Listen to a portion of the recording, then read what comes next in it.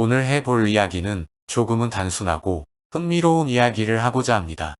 언제부터 원가라는 개념이 생겨났고 어떻게 발전해 왔는지 조금은 단순하고 쉽게 전달드리겠습니다. 역사는 도전과 응전, 이렇게도 표현하고 역사는 흐른다, 이렇게도 표현하는데 흐른다는 의미는 살아있다 이런 의미로도 들려서 개인적으로 좋아하는 표현입니다. 즉 원가도 나름 발전하여 왔으며 앞으로도 꾸준히 발전할 것이라고 본 영상을 보면서 공감하셨으면 좋겠습니다.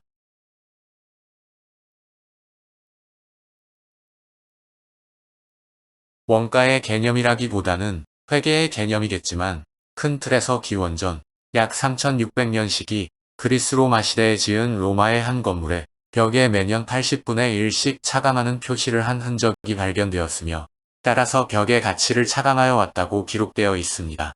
그러나 사실 감가상각이라기보다는 유용기간 개념일 거라고 생각은 되지만 나름 시간과의 관계 설정, 그리고 나름 자산의 개념을 가지고 있었다는 의미이겠지요.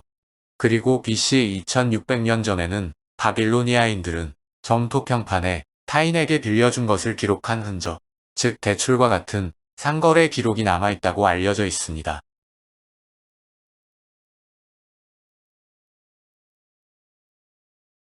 또한 1340년대경 이탈리아의 제노바 지역에는 상업이 매우 발달하였는데 이때 활동했던 중세 상인들에 의하여 최초의 복식 부기가 발생되었다고 알려져 있습니다. 초기의 회계라고 할 수 있는 고대 회계에서는 상거래가 조직적으로 기록되고 분류되며 요약되는 것은 아니었습니다. 어떻게 보면 회계 기록의 목적과 필요성은 지배적 봉건 군주가 세금을 거두어 들이는 수단으로 인식하는 것이었습니다. 그러나 1340년대경 이탈리아의 제노바 상인들에 의하여 복식 부기가 표의 양식으로 기록된 제노아 부기는 원시적이기는 하지만 나름 복식 부기의 원천이 발생한 시기입니다. 이 내용은 최근 발표된 루버의 논문에 의하여 1340년 이전에 이미 이탈리아를 중심으로 복식 부기가 존재하고 있었다고 증명되었습니다.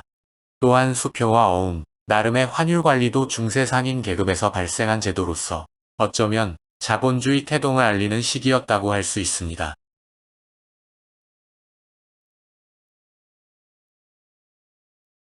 근대적 관리 회계 관점에서 15세기에서 16세기경에 이탈리아 메디치 가문을 빼고는 말할 수 없을 것 같습니다.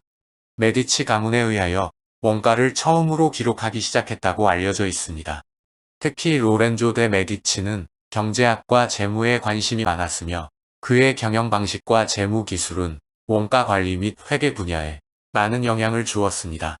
로렌조 데 메디치는 자신의 사업에 대한 정확한 기록과 재무 상태를 유지하고 비용과 수익을 추적하여 효율성을 높이는 데 중점을 두기 위하여 일하는 사람들을 구매, 청소, 이동 등 세부적인 구성 항목으로 구분함으로써 공정이라는 개념을 처음으로 도입한 것으로 평가받고 있으며 작업도구, 대여, 행정비용 등의 현대 원가 계산 방법과 매우 유사한 오버헤드라는 개념을 처음으로 도입한 것으로 알려져 있습니다.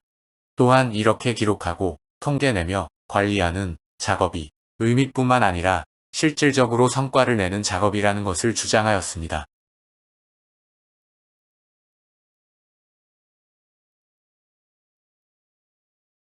근대적 관리회계 사고의 태동에서 뺄 수 없는 부분이 16세기 네덜란드 안트워프 지역의 인쇄업자인 프란틴입니다.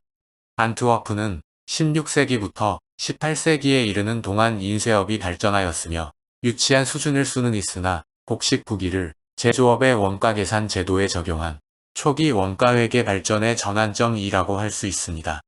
그는 1563년에 인쇄 출판업을 조합 형태의 기업, 즉 길드를 설립하여 운영하면서 이탈리아식 복식 부기에 의한 붕대장과 원장 등 회계장부를 사용하여 원가회계를 수행하였습니다. 당시 회계 기록의 목적이 제조 계정에 대한 회계 관리를 통해서 원재료나 노무비 등 원가 절감을 위한 것으로 이해하여 이 시기가 근대 관리 회계적 사고가 나타나기 시작한 것이라고 평가받고 있습니다.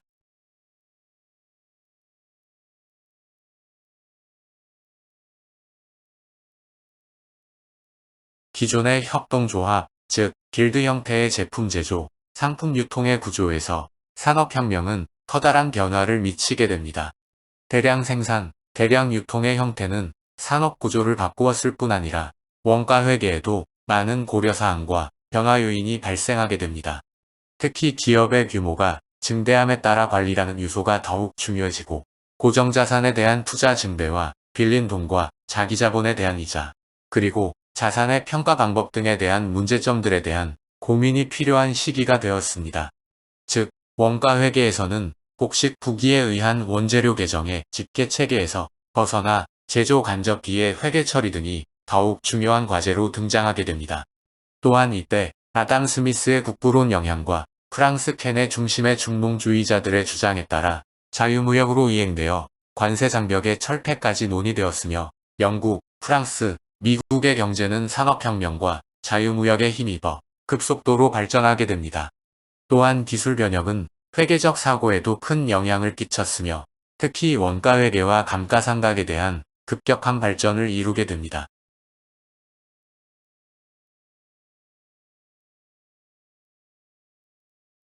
산업혁명은 제조 간접비 배부에 대한 심오한 고민을 던져주었으며 발생한 모든 원가가 생산 공정에 배부되어야 한다는 필요성이 태동하게 됩니다.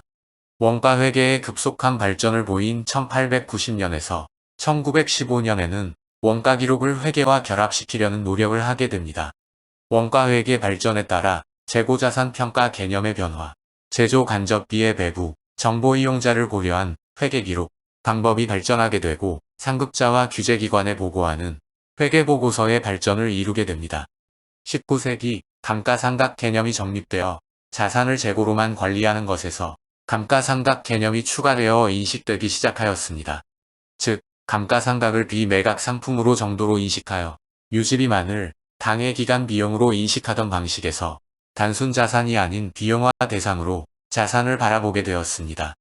1930년대 초기까지만 해도 기업에서는 감가상각비를 반드시 필요한 비용이라고 보지 않았으나 이후 감가상각은 하나의 평가 계정으로 널리 인식하게 된 것입니다.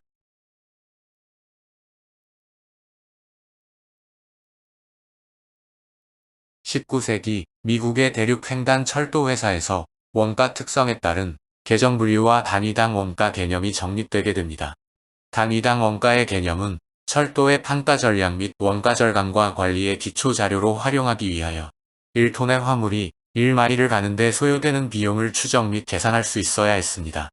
또한 초기 원가 계정의 형태를 보이는 코스트 비헤이비어를 4개로 구분하게 되는데 첫 번째가 트래픽 볼륨에 따라서 변화하지 않는 분류, 두 번째가 거리에는 변화하지 않지만 볼륨에 따라서는 변하는 분류, 세 번째가 열차가 달리는 거리에 따라 변화하는 분류, 마지막으로 자본 투자에 따른 이자 등으로 구분하게 되었습니다.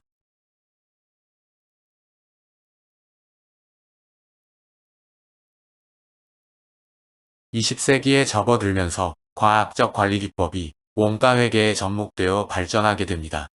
20세기의 원가 회계의 주요 발전 요소는 제조 간접비의 회계 처리 문제와 과학적 관리 방법이 화두가 됩니다. 원가 관리에 중점을 두고 능률 측정을 위한 관리 도구로서 원가 회계가 활용되게 되며 과학적 관리는 대표적으로 길브레스 부부, 헨리 칸트, 해링턴 에머슨 등이 선구자적인 공헌을 하게 됩니다. 특히 테일러는 과학적 관리의 아버지라고 불릴 만큼 과학적 관리 이론의 개발에 있어서 중심적인 역할을 수행한 인물로 1911년에 저술한 과학적 관리의 원칙에서는 지금까지도 통용되는 생산성, 표준 시간 등의 개념이 정립되어 산업공학의 아버지로 불리우고 있습니다.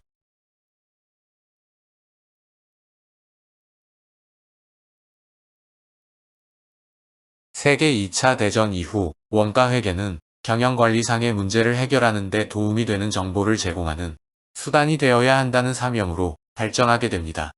이전의 원가 회계는 원가의 계산 또는 결산, 확정이라는 문제를 중심으로 논의되었었으나 이후에는 경영관리상의 문제를 해결하는 데 도움이 되는 정보를 제공하는 수단이 되어야 한다는 활용 측면에 더 큰 목적을 두게 됩니다.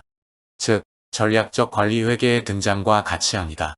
1955년의 보고서에서는 경영자의 역할을 계획과 통제로 구분하고 계획을 다시 개별 계획과 기간 계획으로 분리하며 상이한 목적을 위한 상이한 원가라고 하는 전제에 따라 각각의 경우에 적절한 원가 개념을 분리하여 접근하는 전략을 제안하였습니다.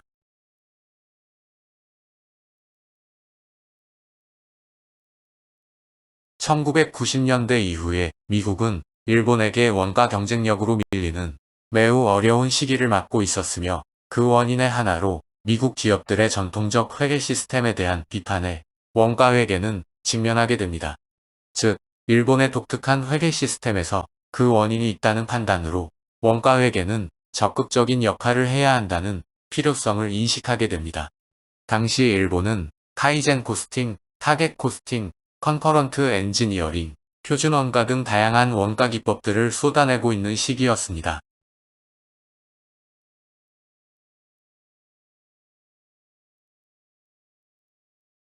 이후 원가 회계 분야에서 미국의 학회와 컨설팅 회사들은 경영관리상의 문제를 해결하는 데 도움이 되는 정보를 제공하는 수단으로 다양한 기법들이 더욱 개발되고 있습니다. ABC, TDABC, TOC, 수명주기원가 등 경쟁력 확보를 위한 다양한 원가 혁신 프로그램들이 개발되고 있습니다.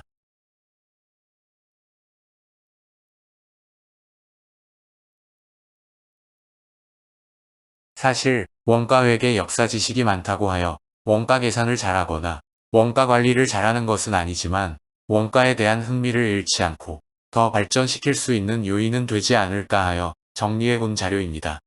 어느 날 갑자기 하늘에서 뚝 떨어진 것은 없다는 것을 염두에 두고 고민하시는 데 도움이 되었기를 바랍니다.